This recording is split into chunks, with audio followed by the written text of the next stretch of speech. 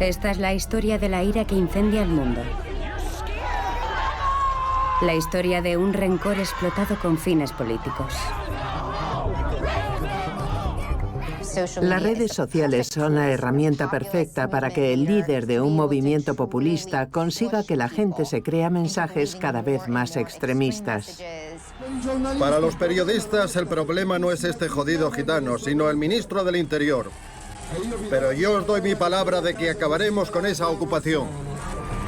Los nacionalistas de la era digital alimentan el odio.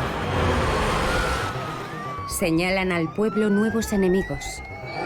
Los políticos, los periodistas, las minorías, los extranjeros.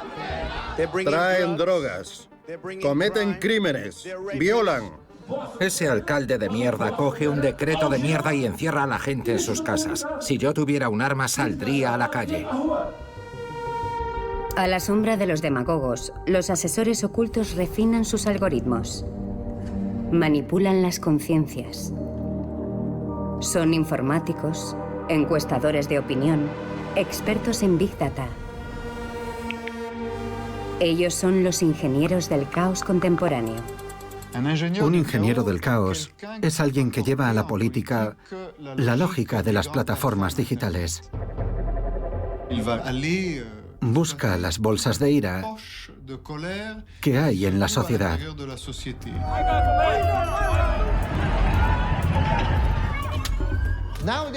Hoy en las redes sociales podemos analizar en tiempo real los sentimientos de la gente.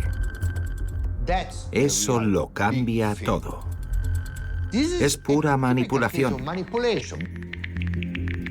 Francia y Alemania aún no se han rendido, pero la ola nacionalista ha sacudido a otras grandes democracias. Estados Unidos, Italia, Brasil. Nuestra investigación es sobre este laboratorio globalizado. Para dirigir mejor nuestras emociones, los ingenieros del caos se apoderan de nuestros datos personales. Se infiltran en las redes sociales. Todas esas personas que han usado el hashtag aborto en Instagram, puedo obtener su nombre completo, su teléfono, su correo electrónico, su fecha de nacimiento, su sexo. WhatsApp es el canal perfecto para difundir noticias falsas porque está encriptado. Realmente es el arma perfecta del crimen.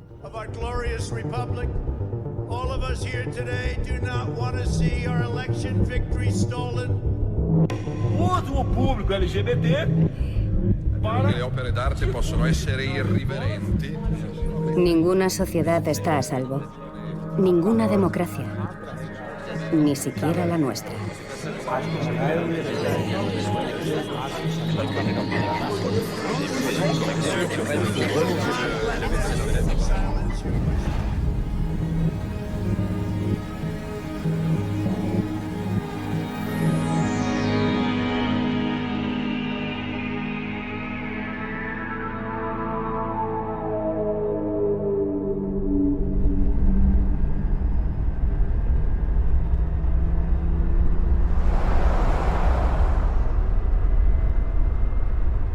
Nunca recuperas nuestro país siendo débil.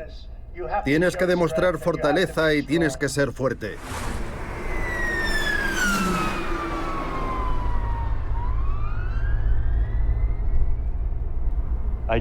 Yo recibo órdenes del presidente Trump.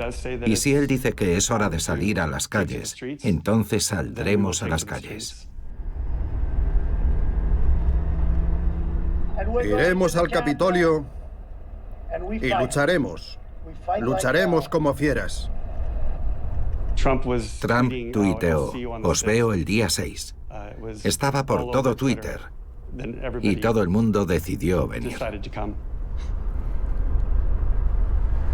El 6 de enero de 2021, Scott McKenzie atravesó todo Estados Unidos para apoyar a Donald Trump. Como él, está convencido de que Joe Biden les había robado las elecciones presidenciales. Al final de su discurso, el presidente Trump dijo, marchemos al Capitolio. Y cuando llegamos allí, la situación era bastante caótica. ¿Queréis pelea? ¡Vais a sangrar! Scott no participó en el asalto al Capitolio. Si condena la violencia, es para acusar al bando contrario, los izquierdistas, que supuestamente habrían conspirado contra Donald Trump. Yo creo que fue la extrema izquierda la que planeó el asalto al Capitolio. Mucha gente no me cree porque prefieren creer lo que dicen los medios, que dicen que los responsables fueron los trumpistas. Todas las evidencias indican lo contrario. Pero entre las filas trumpistas, hace años que nadie confía en los medios de comunicación. Las acusaciones del expresidente han socavado su credibilidad. El populismo pasa por una serie de etapas. Creas un enemigo, ese es el primer paso.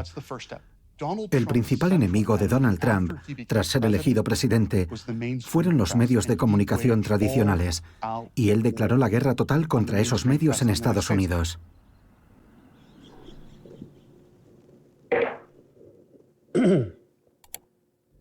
Quiero que sepáis que este movimiento apenas ha comenzado. Los grandes medios, sus dueños, que quieren controlar el mundo, es decir, los globalistas, tienen por misión imponer un relato ideológico único a toda la población mundial. Y ese relato es el de la izquierda, según el cual el socialismo es bueno, la globalización es buena, las Naciones Unidas son algo bueno. El pueblo estadounidense ya no cree en las noticias falsas corruptas. Los medios mentirosos se han convertido en enemigos del pueblo. Noticias falsas, falsas y repugnantes. Donald Trump nunca utilizó el término fake news antes de ser elegido presidente, ni una sola vez. Literalmente, unas semanas después de ser elegido, Trump se volvió contra el aparato mediático que le había ayudado a ganar. A los populistas no les gusta que se cuestionen sus ideas.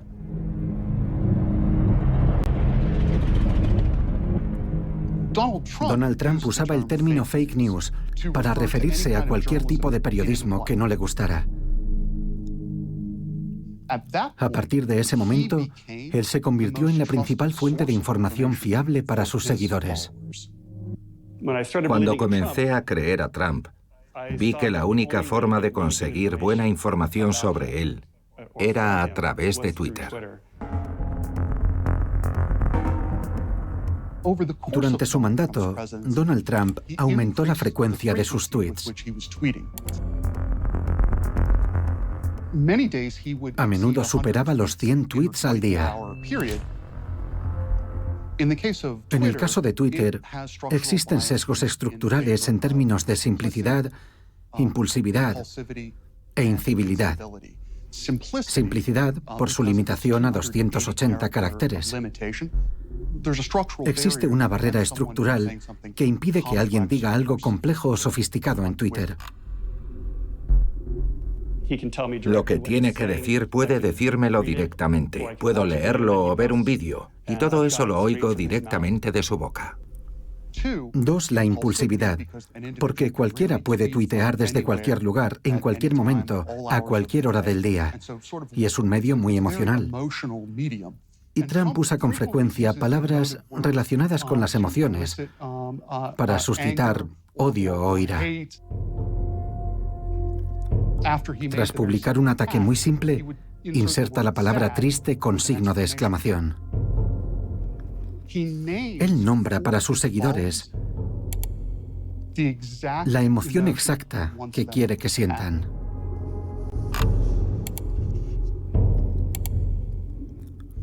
Y luego también hay un sesgo que concierne a la incivilidad.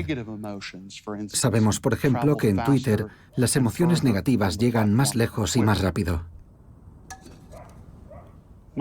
Lo esencial de lo que Trump dijo en Twitter nunca habría pasado el filtro de los medios de comunicación tradicionales, nunca. Ellos odiaban el hecho de que Trump se dirigiera directamente a la gente. En la América de Trump, el ingeniero del caos fue el propio presidente. Pero en la mayoría de las ocasiones, es un asesor oculto quien ofrece sus consejos. Un experto en algoritmos y un maestro de las emociones.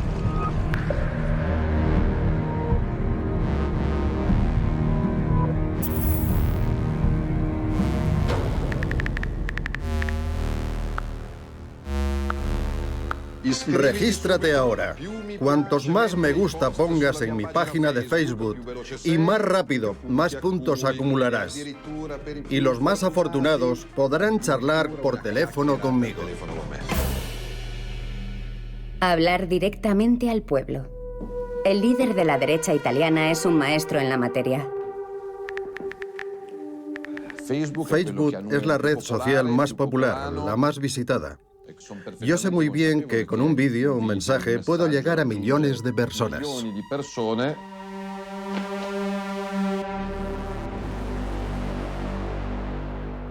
Hablo de memoria. Debo de tener, ¿cuántos? ¿4 millones de seguidores en Facebook?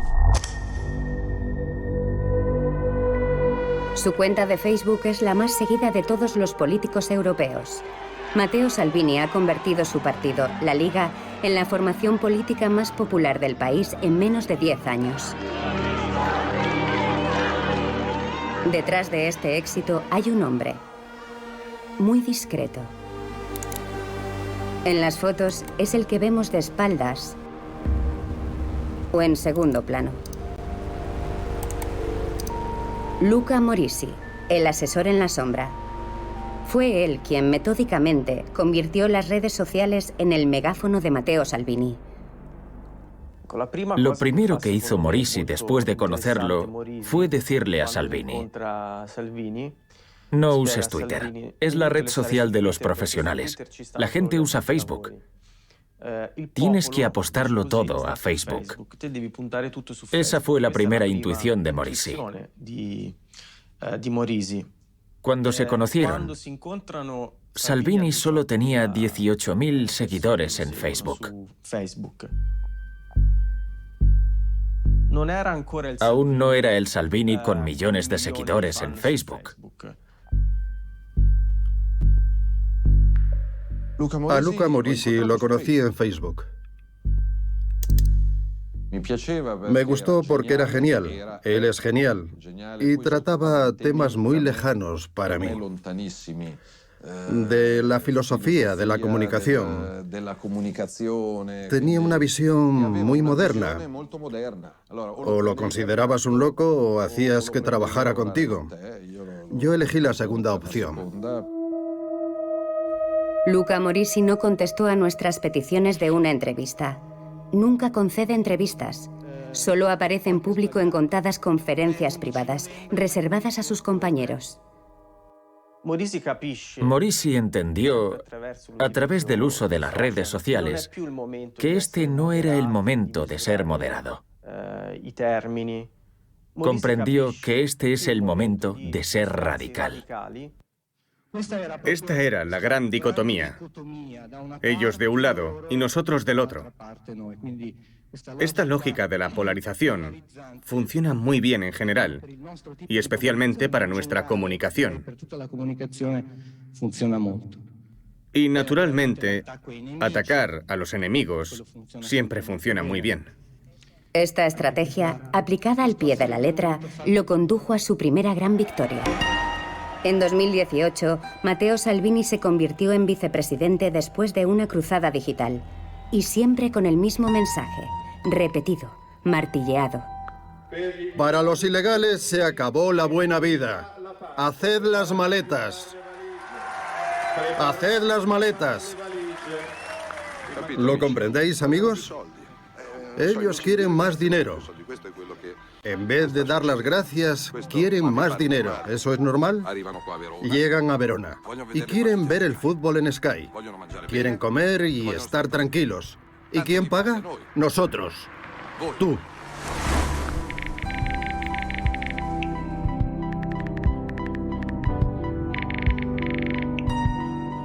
Por supuesto, la comunicación en las redes sociales es más libre, más inmediata, menos filtrada, para bien y para mal.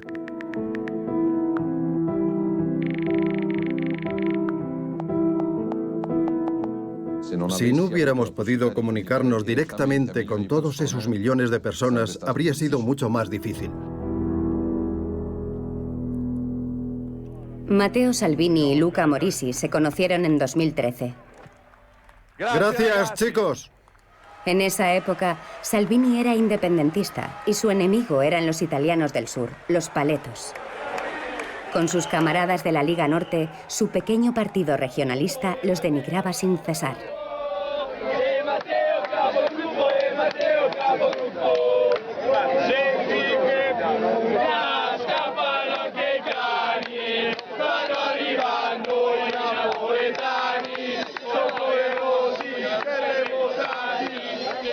Bajo la influencia de Luca Morisi, el partido se fija una ambición nacional.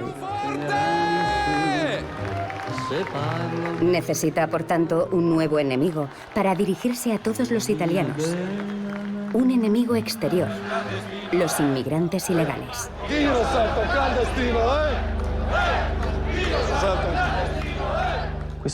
Ese cambio yo lo definiría como el trabajo de dos pequeños químicos en el laboratorio, Salvini y Morisi. Las redes sociales permiten poner a prueba los mensajes en el día a día.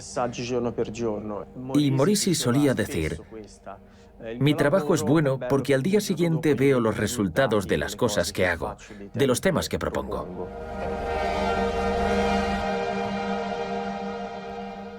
Y sencillamente ellos descubrieron que esos temas, los inmigrantes, los negros, eran temas transversales. Morisi me explicó claramente ese concepto. Se habían dado cuenta de que con esos temas podían entrar en el sur.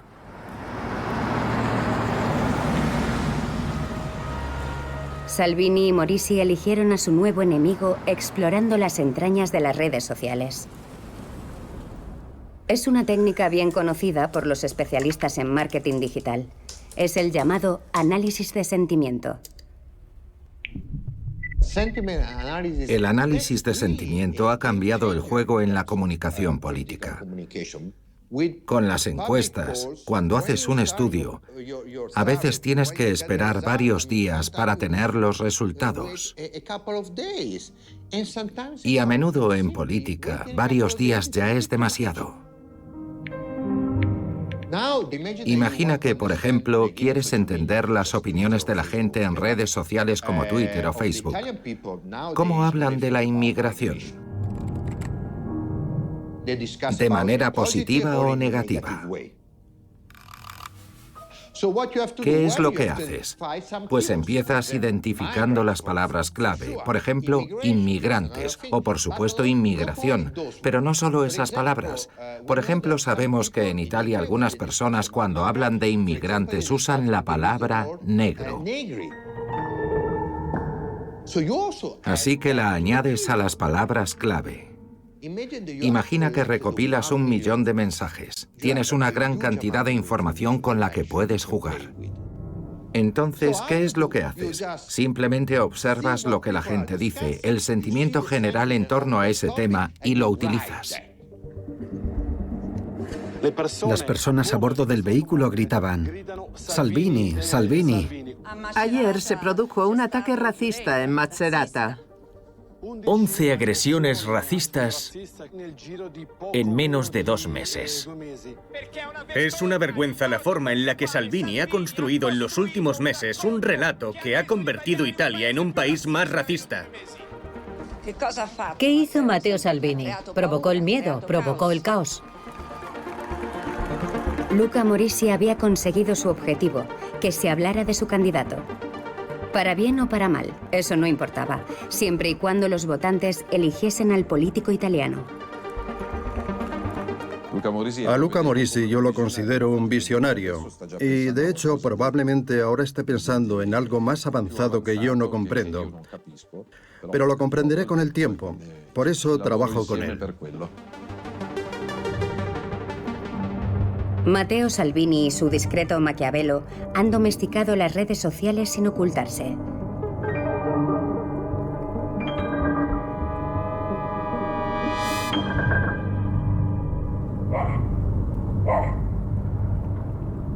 En otros lugares, quien hace ese trabajo es un gabinete en la sombra, en la cima del Estado. Un clan casi mafioso, organizado de forma piramidal, que no duda en amenazar a sus propios ciudadanos. El año pasado recibí todo tipo de amenazas, como: ahora vives en Estados Unidos, no vuelvas, nunca. Me he convertido en un objetivo. Este joven profesor de Sao Paulo lleva 4 años investigando la manipulación digital. En Brasil, ese es un trabajo peligroso.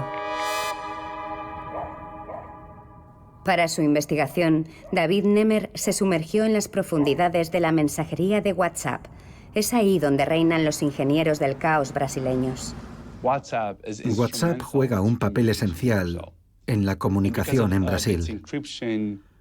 Y como es una plataforma encriptada, resulta más fácil ocultar las noticias falsas y difundirlas.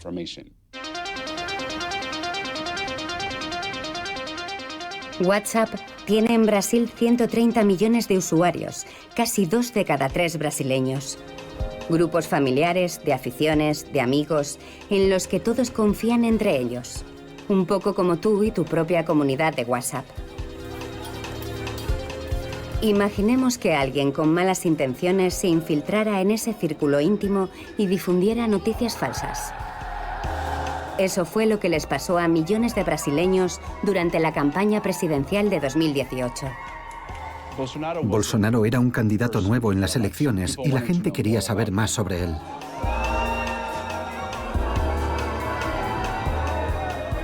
El capitán de la reserva, Jair Bolsonaro, que en ese momento era prácticamente un desconocido en la escena política nacional, comenzó a subir en las encuestas.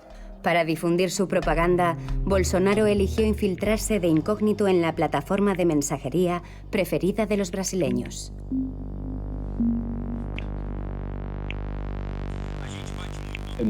En mi propio grupo de WhatsApp, con mi familia, mis tíos, mis tías y mi madre, noté que compartían contenidos que sencillamente eran noticias falsas. Noticias falsas para sembrar la confusión entre los votantes. Como en este vídeo, uno de los más compartidos en WhatsApp. Esto es lo que distribuyen en la guardería de su hijo con el pretexto de combatir la homofobia. Hay que votar a Bolsonaro, amigos. Yo quise averiguar de dónde procedían todos esos mensajes. Así que me uní a 4 grupos de WhatsApp que se declaraban pro Bolsonaro. Y descubrí que la infraestructura humana estaba organizada como una pirámide.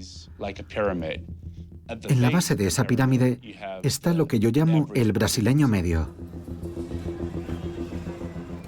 En el segundo nivel estaba el ejército de Bolsonaro, el ejército que trabajaba para difundir los mensajes de Bolsonaro. Ellos trabajaban para hacer llegar las noticias falsas de esos grupos a los grupos a los que pertenecían mis padres, mis tíos y mis tías. Y en el vértice de la pirámide estaban los influencers. Yo los llamo influencers porque son ellos los que suministran nuevas noticias falsas a esos grupos. La investigación de David Nemer reveló sobre todo que los ingenieros del caos, situados en el vértice de la pirámide, pertenecían al entorno próximo del presidente brasileño. En 2018, los hijos de Bolsonaro, Flavio y Eduardo, publicaron sus números de teléfono en sus propias cuentas de redes sociales.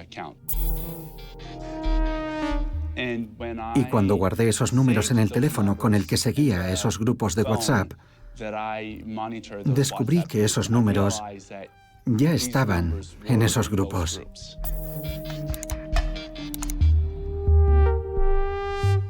Y no solo pertenecían a esos grupos, también eran sus administradores. Sabían lo que estaba pasando y sabían que eran noticias falsas. Los hijos de Bolsonaro no solo lo sabían, también lo dirigían. La prensa brasileña le puso nombre a ese círculo íntimo, el Gabinete del Odio, dirigido por los 3 hijos de Jair Bolsonaro. Carlos, apodado el Pitbull, es un gran nostálgico de la dictadura militar. Eduardo, el Benjamín, adora las armas y a Steve Bannon, el asesor populista que ayudó a Trump a convertirse en presidente. Y Flavio, el mayor, sospechoso de tener vínculos con el mundo del crimen. Todo el país descubriría sus métodos en las portadas de los medios a pocos días de las elecciones presidenciales. La aplicación de mensajería WhatsApp ha anunciado hoy que está investigando a las empresas denunciadas ayer por el diario Folha de Sao Paulo. La campaña de Jair Bolsonaro ha intentado influir en las elecciones mediante millones de noticias falsas enviadas por WhatsApp contra el Partido de los Trabajadores. Patricia Campos fue quien reveló el modus operandi del clan Bolsonaro. Esta veterana periodista demostró cómo el equipo del candidato había enviado millones de mensajes políticos a los electores mediante un software automatizado.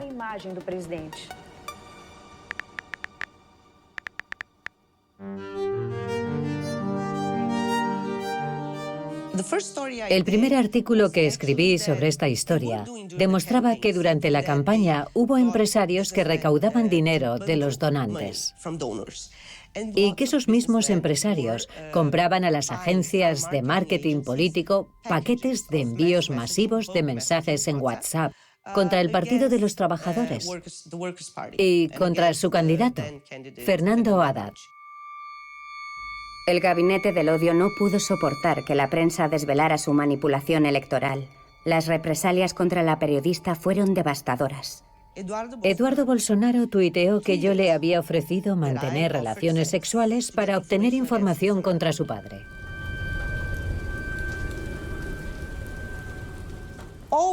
Todos los blogueros de derecha empezaron a tuitear y publicar en Facebook.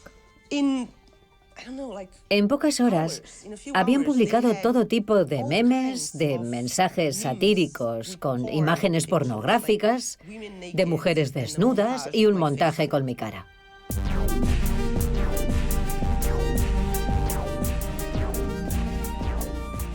Fue en ese momento cuando esos grupos de WhatsApp comenzaron a movilizarse y a producir contenido misógino para atacar a Patricia.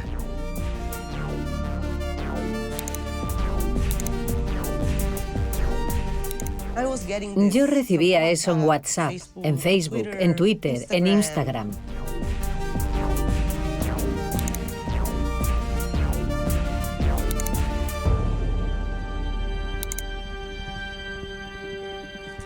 Nosotros habíamos publicado todas las pruebas de nuestra investigación. Audios, mensajes, fotografías. No sirvió de nada.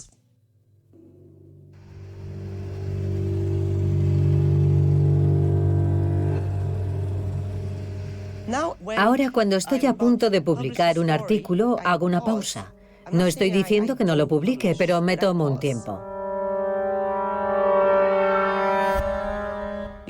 Porque ¿a quién van a atacar? ¿Será a mi hijo la próxima vez? ¿Hasta dónde? Ahora me lo pienso antes de publicar. Me lo pienso mucho.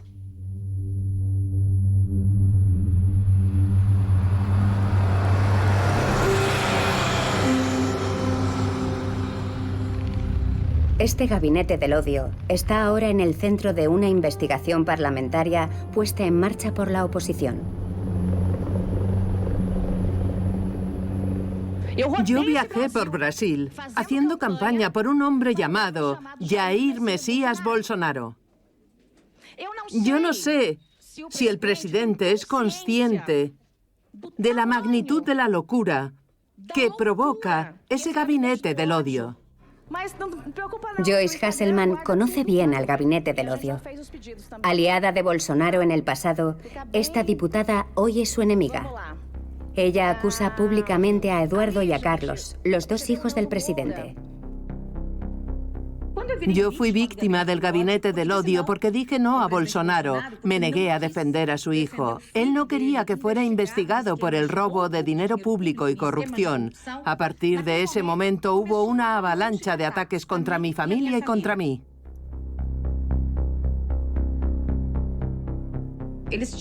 Ellos tenían incluso una agenda indicando a quién atacaría todo el grupo y desde qué día hasta qué día. Por ejemplo, atacaremos a Joyce y el hashtag será Peppa Pig.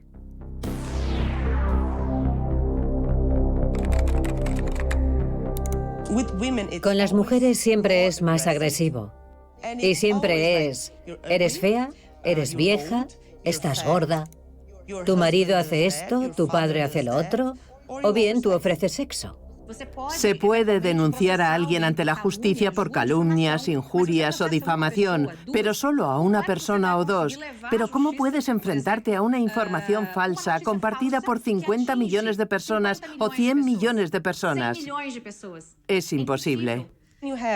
Está la red social de Bolsonaro y las de sus hijos, que tienen millones de seguidores. Además, existe este ecosistema de blogueros de derechas, el gabinete de odio, que amplifican a todos esos influencers de derechas que también tienen millones de seguidores.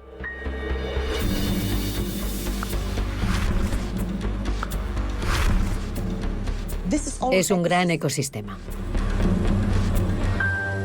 Un ecosistema que el clan Bolsonaro cultiva metódicamente. En Facebook, YouTube o Instagram, el presidente recomienda a sus millones de seguidores sus influencers favoritos.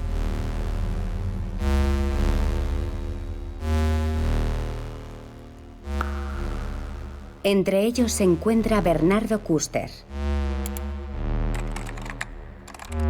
con casi 1 millón de seguidores en YouTube. Like, o seu curtir aqui e também, obviamente, comente. Es un católico reaccionario y un veterano influencer. Os nossos espectadores. Cuando uso Facebook es para textos largos, para ideas intelectuales u otras cosas. Twitter yo creo que es una red social muy caliente. Es ahí donde corre la sangre, por así decirlo, porque es muy violenta y veloz. Y yo creo que eso es muy emocionante. Es la democracia. Detrás de su apariencia afable hay un discurso a veces conspirativo y siempre muy agresivo. Feministas, anda ya. ¿Para qué sirve vuestra lucha? ¿Para legalizar el aborto? ¿Para asesinar niños en el vientre de su madre? Mucho cuidado con Disney, porque son explícitamente pro-LGTB y pro-ideología de género. Sí, señora Joyce Hasselman, atacas al gobierno. Me disculparás, pero menuda mierda. ¿Qué mierda has hecho? La justicia ha condenado al youtuber en 2 ocasiones por difamación. Facebook y Twitter han cerrado sus cuentas. YouTube ha eliminado la publicidad de su canal, pero Bernardo Custer lo acepta. Todo lo que divide beneficia a su causa. Cuando trata a Joyce Hasselman de Pepa la cerdita... Ah, sí. ¿Llamar a una mujer cerda es pertinente, según usted? Sí. En esa época tenía sobrepeso. Ella es blanca. Y se parecen. No sé, creo que somos una sociedad quejica. Nos quejamos demasiado. Lo siento, pero somos débiles. Dicen que Brasil ahora está polarizado. Pero yo creo que eso está muy bien, porque si te fijas en Bolsonaro, él tiene un discurso duro. Él dijo cosas que sorprendieron a la gente y lo eligieron.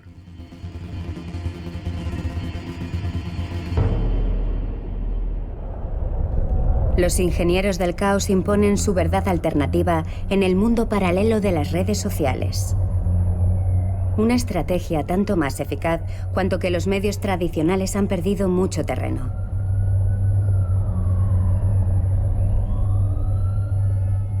Las redes sociales han transformado todo nuestro panorama comunicativo, pero también han hecho otra cosa.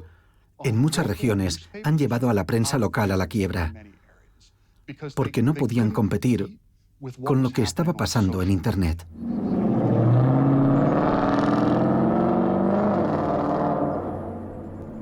En 15 años, la revolución digital ha enterrado a nada menos que 1.800 periódicos locales en Estados Unidos. Y han sido las ciudades medianas y el campo los que se han visto más afectados. Una debacle que los populistas han aprovechado para engañar a la ciudadanía.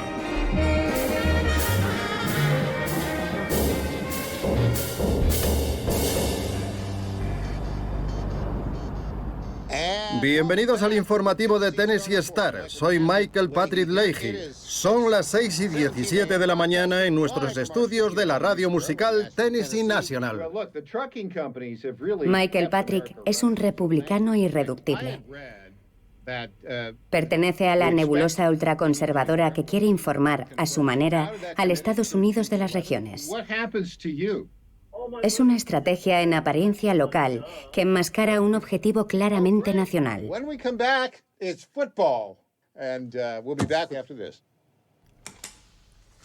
Nuestra misión es contar la verdad desde un punto de vista conservador. Es una verdadera misión, una misión patriótica. ¿Qué le parece? And our special guest this morning, representing district number 6, Fran Bush. De hecho, Michael Patrick lleva a cabo su misión en Internet de una forma más soterrada. Posee 5 sitios de noticias de apariencia engañosa.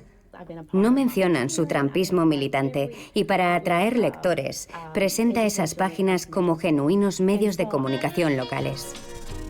El Tennessee Star, el Michigan Star, el Virginia Star, el Ohio Star y el Minnesota Sun. Pero curiosamente todos ellos se parecen. Desde el Michigan Star hasta el Minnesota Sun, los mismos artículos. Por ejemplo, en esta edición de octubre de 2020, Donald Trump, entonces presidente, ocupa la portada de todos esos diarios digitales. Trump con la primera dama, Trump y las encuestas, Trump y la inmigración. Las noticias locales son casi inexistentes. El engaño va mucho más lejos. Hasta el punto de publicar noticias falsas. Como esta sorprendente noticia en plena pandemia de COVID. El informe del Centro para el Control de Enfermedades indica que las mascarillas podrían aumentar el riesgo de infección por COVID u otras enfermedades respiratorias. En el informe de ese organismo oficial no aparece por ninguna parte esa conclusión. Incluso recuerda que hay que usar mascarilla.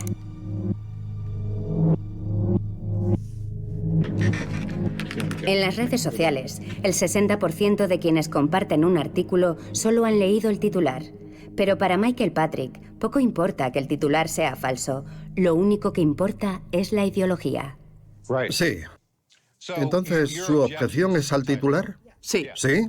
Pues bien, ese titular era absolutamente correcto. Su titular dice lo contrario. Los informes del CDC indican que las mascarillas pueden aumentar el riesgo de infección por COVID. Nosotros tenemos una visión diferente sobre este tema. No se puede tener una opinión diferente sobre los hechos. Es la interpretación de los hechos y del titular.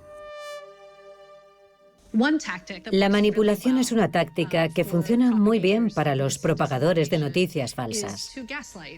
Ellos afirman que lo que estás viendo no es la verdad, o que en una situación podría haber 2 posibles verdades. La táctica es eficaz y resulta contagiosa. En el campo rival, algunos sienten la tentación de imitar a sus adversarios.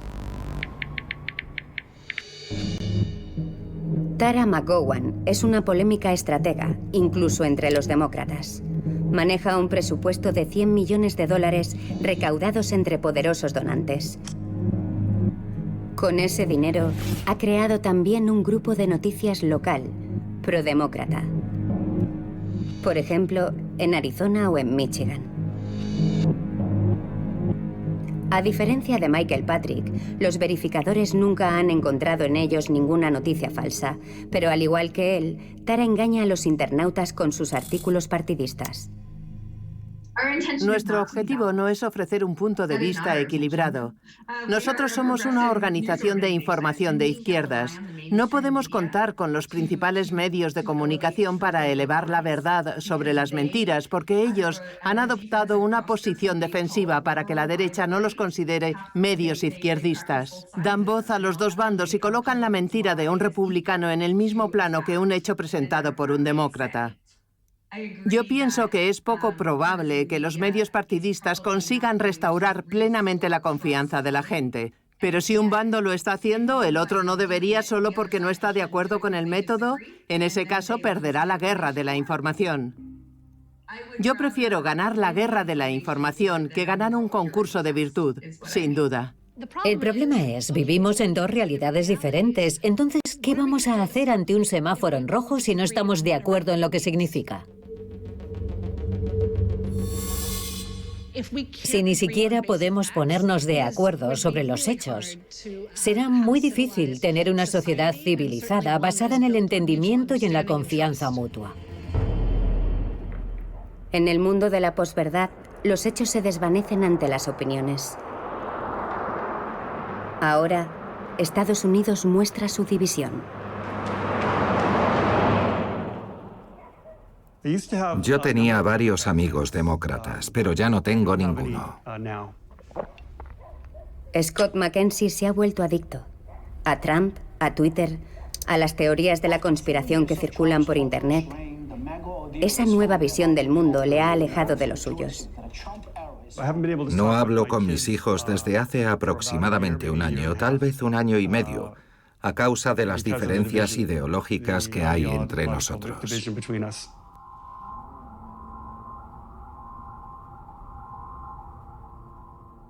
Lo que de verdad gobierna el mundo actual es un culto satánico muy bien financiado. Y Obama, Clinton, Bush y toda esa gente forman parte de eso. Los 4 años de Trump, el Haz América Grande otra vez, formaba parte de un esfuerzo mayor llamado el Gran Despertar. El Gran Despertar denuncia las redes de pedófilos, la trata de personas, el control por los comunistas de Estados Unidos y otros países.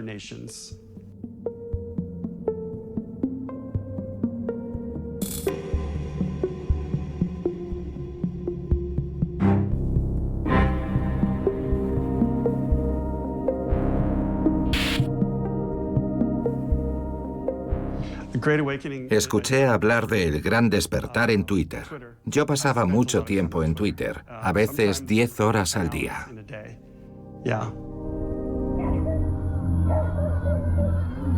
Cada uno en su burbuja, cada uno en su casa.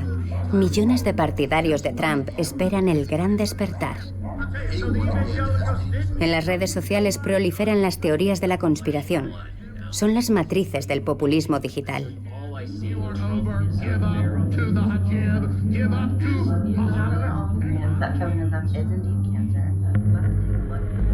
Un populismo que un joven friki de 32 años ayudó a nacer. Me gustaría preguntarle sobre su colaboración con Steve Bannon, uno de los asesores de la campaña del presidente Trump. Christopher Wiley es, muy a su pesar, un ingeniero del caos. Él fue el denunciante que hizo estallar el escándalo mundial de Cambridge Analytica, conocido así por el nombre de la empresa para la que trabajaba. Christopher Wiley reveló cómo el equipo de Donald Trump se había dirigido a decenas de millones de estadounidenses en Internet para radicalizarlos.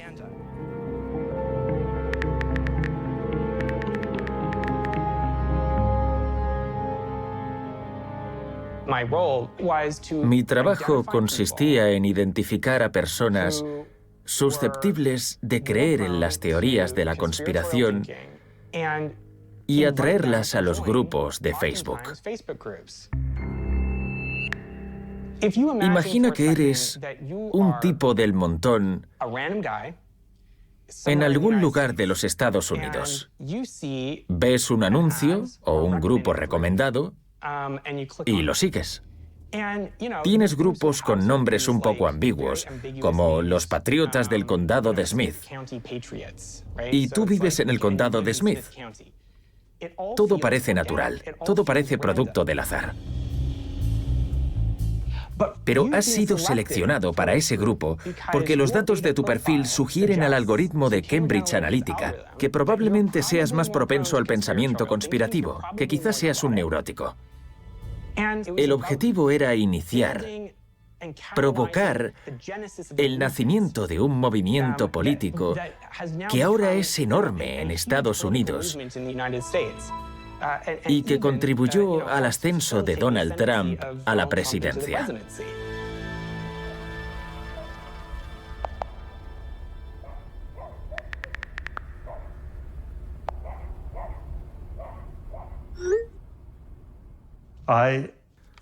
Yo hice todo lo que pude con mis hijos para abrirles los ojos ante lo que realmente está pasando. Les enviaba vídeos, artículos de prensa, les pedía que los leyeran, les daba mi propio análisis, igual que lo hacía en Twitter. Y al final me llamaron y me pidieron que dejara de enviarles esas cosas. Básicamente, y este es mi resumen, ellos creen que es a mí a quien han lavado el cerebro, que soy yo el loco, que soy yo el radical. Hasta que no abran los ojos, probablemente no volveremos a hablarnos.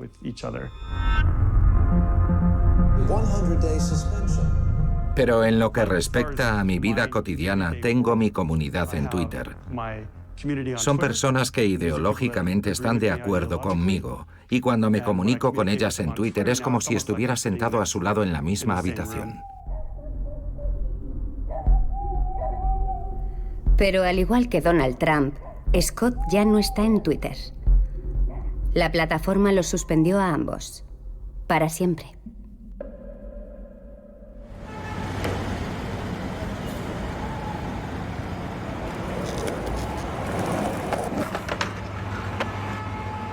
En Brasil, el clan Bolsonaro sigue estando igual de activo en las redes sociales. Y sus ingenieros del caos están perfeccionando aquí un arma temible, el robo de datos digitales a gran escala. Es el trabajo de los dataminers, en español, los mineros de datos. Ellos saquean información privada en Internet para políticos sin escrúpulos. Estos piratas informáticos tienen también clientes en Europa, lo que distorsiona el juego democrático también allí. Obrigado. La lucha de Bruno Maia es denunciar estas prácticas en Brasil. Este activista de derechos humanos intenta recopilar la mayor cantidad de información posible sobre estos piratas. Para ello, por teléfono se hace pasar por un candidato a las elecciones locales que quiere enviar propaganda política de forma anónima a los electores. Al otro lado de la línea, un extractor de datos. Buenos días. Me gustaría saber si es posible realizar una operación de influencia en la ciudad de Fortaleza. Ahora, porque el domingo necesitamos algo muy rápido. Hay elecciones. Quieres que llegue a todo Fortaleza, ¿verdad? Sí, o al menos a una buena parte de la ciudad. Tienes que decirme a qué población quieres dirigirte. Si quieres algo concreto. Sí, por ejemplo, si quiero dirigirme a un barrio y a hombres mayores de 40 años, ¿puedes hacerlo? Sin problema. Vender datos personales para unas elecciones es algo totalmente ilegal. Siempre había rumores cuando había elecciones, pero ahora se ha convertido en una industria.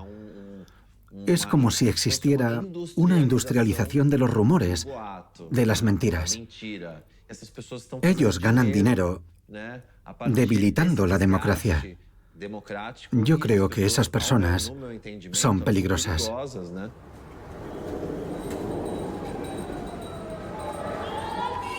Hemos investigado cómo esos cazadores de datos pueden operar con total impunidad. Para acercarnos a ellos, creamos un partido político falso. Mujeres por Francia, un partido de derechas muy conservador y antiabortista.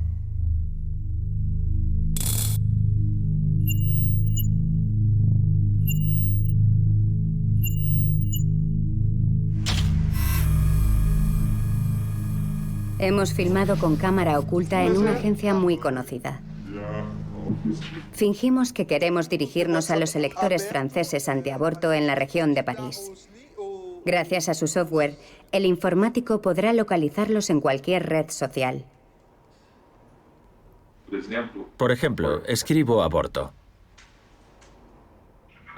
Puedo obtener el nombre completo, el teléfono, el correo electrónico, la fecha de nacimiento. Aquí puedes ver que ya hay 1000 nuevas entradas que han usado la palabra aborto. En pocos minutos, extrae desde su despacho brasileño los datos digitales de todos los internautas franceses que han publicado la palabra aborto en una zona determinada. Las coordenadas GPS que le permiten rastrearlos, su nombre, el correo electrónico, el número de teléfono. Esta recopilación de información viola todas las reglas de protección de datos personales. ¿Y podemos buscar con criterios LGTB, por ejemplo? Sí. Es muy fácil. Nuestro sistema funciona mejor con Facebook e Instagram porque WhatsApp sigue estando muy protegido. Instagram y Facebook regularmente nos ponen obstáculos para impedirnos hacer lo que hacemos. El software deja de funcionar 2 o 3 veces por semana. Tenemos que reescribirlo y adaptarnos constantemente.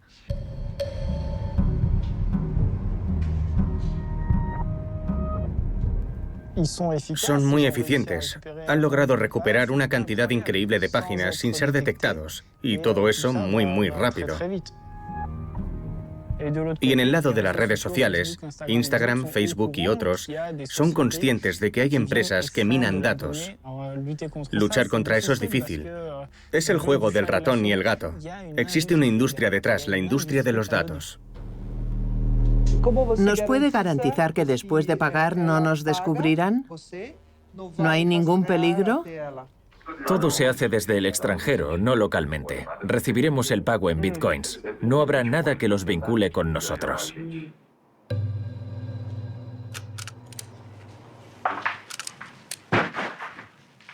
En otro lugar, unas horas más tarde, otro consultor viene a visitarnos. Hola, buen día. Ya ha trabajado para clientes italianos y españoles. En su catálogo de servicios hay una herramienta formidable. Su nombre, IMSI Catcher. Es una especie de antena receptora oculta en una pequeña mochila. He traído una antena. Tengo 80 antenas como esta repartidas por el estado de Sao Paulo.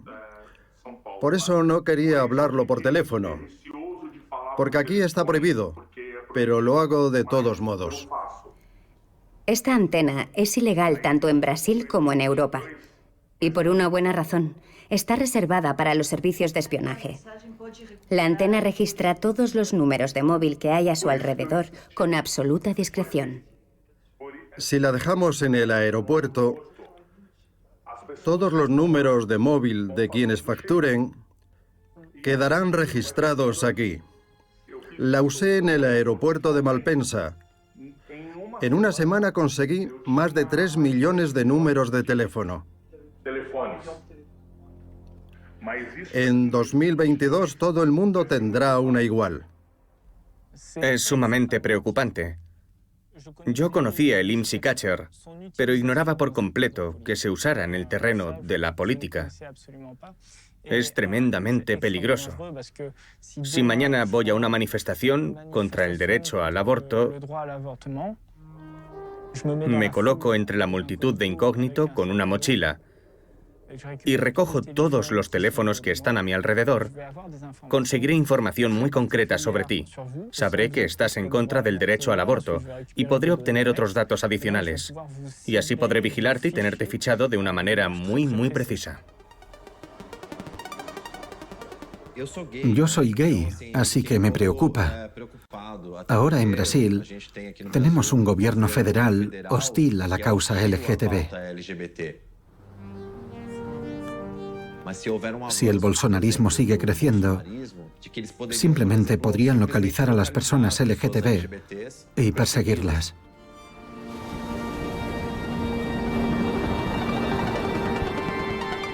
Bruno sabe que solo hay un paso desde la incitación a la violencia en las redes a la violencia en la vida real.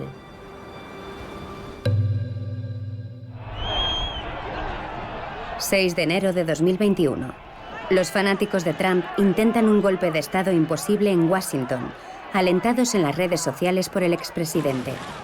En el pasado, las plataformas digitales encarnaban la esperanza de liberar a los pueblos. Hoy se les acusa de hacerle el juego a los populistas. El resultado de los disturbios: 5 muertos, un país más dividido que nunca. Y pocos días después, Una decisión sin precedentes. Una tras otra, las plataformas expulsan al presidente de los Estados Unidos. Twitter, Facebook, YouTube. Los congresistas estadounidenses reprochan a las plataformas haberse convertido ellas mismas en agentes del caos. En el banquillo de los acusados se sientan los gigantes de las redes sociales y sus presidentes. Mark Zuckerberg por Facebook, Sundar Pichai de Google y Jack Dorsey de Twitter. Quiero comenzar preguntándoles a los tres si sus plataformas tienen alguna responsabilidad en la difusión de noticias falsas sobre las elecciones que condujeron al ataque al Capitolio.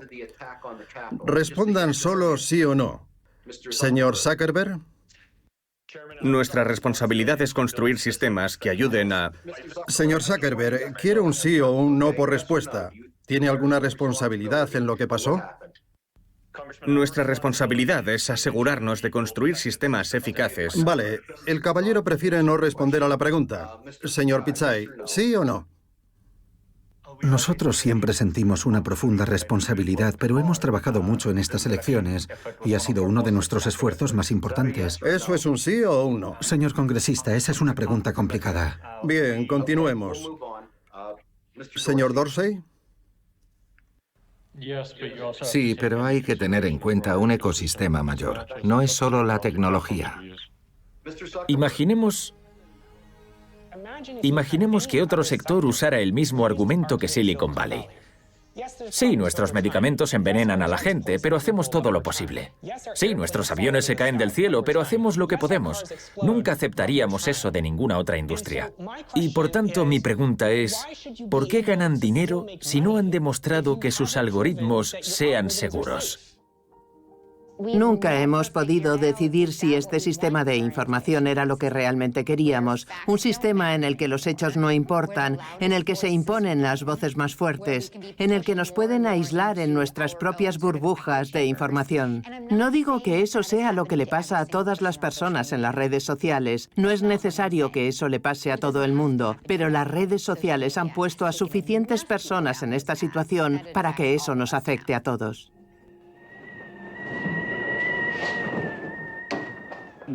Ahora que Twitter ha suspendido mi cuenta, sí, me siento un poco aislado.